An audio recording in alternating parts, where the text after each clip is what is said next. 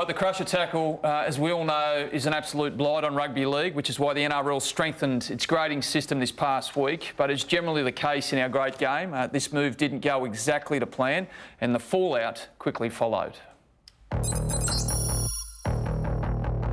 The NRL has come out today and said it will clamp down on this particular tackle. Previously, it was 100 points. Now, at least, it's a one-game suspension. I don't like the tackle, but I don't like the rule change. Many of these grade ones are guys who back into the defensive line, and they're unavoidable. No one's deliberately staying down, mate. Brad just defended his place and said they don't stay down. Did you think there was a bit of a hint of players staying down there? I think I disagree with Brad on that.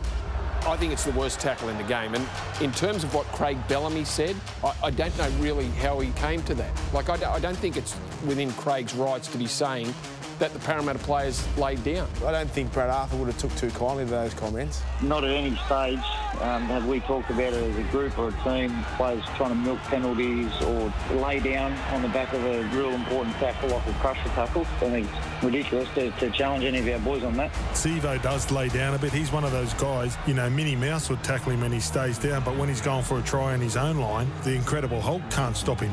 Another instance between Paul Vaughan and Richie Kenner. Anything to answer here?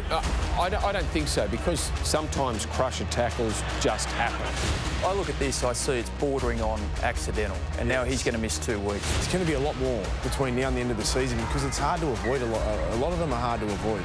For me, that it will be similar to the Cooper Johns incident. It put on report, but there cannot be a charge for that. It's a bit of the unknown at the moment. We're entering a bit of murky waters. It's hard to tell where we're at with this.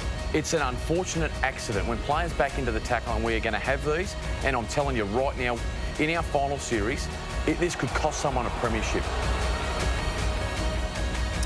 All right, let's go to the most controversial component of this discussion straight up. Do you believe the Eels are trying to exploit the system? I do, yeah. I've got no doubt that players went down the other night to milk penalties. I'm, you know, the referees, I feel for them because they're in a really difficult position and they should be helped by the bunker, but I've got no doubt whatsoever there were a couple there the other night that... But it's a problem I don't have a solution to. Yeah, it's got to be the solution's got to be player-led. The reality is I've spoken to a few coaches about this and how you can possibly come up with a way out. And essentially, the frustration of the coaches, that the players are their own worst enemies here in that they're costing their opponents, but also part of the brotherhood, we're all here together, time on the field, through suspensions, possibly risking injuries, and at the same token, it's happening at both ends. You're either out with injury or out with suspension. I'd like to see Clint Newton from the Players Association come out and call on the players, one, to start getting, be careful about it in the game. They're all practising ways around actually getting players out of that situation, more gap between the head and the body and all the rest of it, arm going over so they can then come down chest on chest, things like that.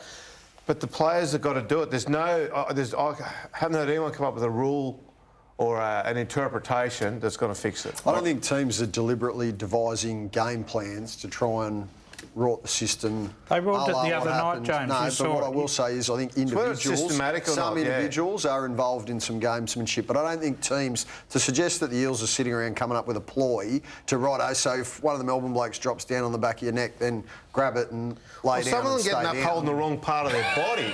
Yeah, I know they are. Some getting up holding the top of their head. Yeah. Trying to pretend they've got an injury. That's the immediate sign the players probably faking. And then you got Mick Ennis. It happens too often. Mick Ennis, who was the game's biggest cheat, and I say that respectfully, but Mick would take any advantage he got, and he's sitting there going, oh, well, if you've got to do it, you can do it, get away with it, go for it. Like, well, come on. A couple of Eels, if Mick endorses it, you're in trouble. A couple of Eels players spoke today about these accusations that their team is exploiting the rules. It's definitely a rule change that's going to affect some sides, but we're all right and we've handled it well. You know, teams are going to be salty when they lose. So, end of the day, it's who wins a game of footy, and if teams want to complain about people milking, then they're just angry that they never won. So, it doesn't affect us. We're just going to play like we play, continue to do what we do, and get on with it. I guess anytime you have a bloke 120 kilos, 110 kilos sitting on the back of your neck, don't know. Maybe you guys should have a try and see how it feels, I guess. So, But yeah, that's my look on it. All right, so 1 week into the new crusher tackle grading system, and you think what? I'm a supporter of it. 200 points for grade 1? 100%, Ben. You got to look. The safety of the player is utmost here. But yeah, for Mitchell Moses to come out and say maybe you guys should try, it's not up to us. I can tell you it's a dumb move. I know it's a dumb move. It's up to the players to look after each other here.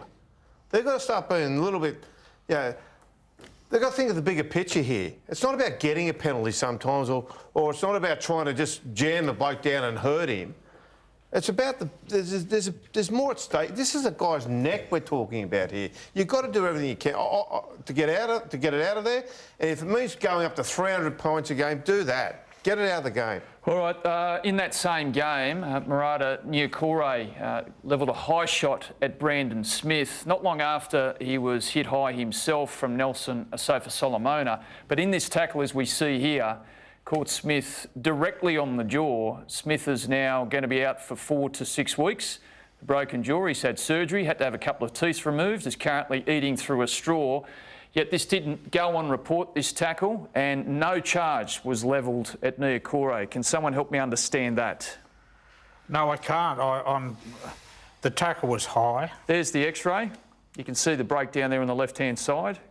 Clean, straight through. Right-hand side. And left jaw. The tackle was high. Yeah. The tackle was obviously careless. He didn't get that break on the ground when his head hit the ground. Some sort of action should have been taken with that tackle.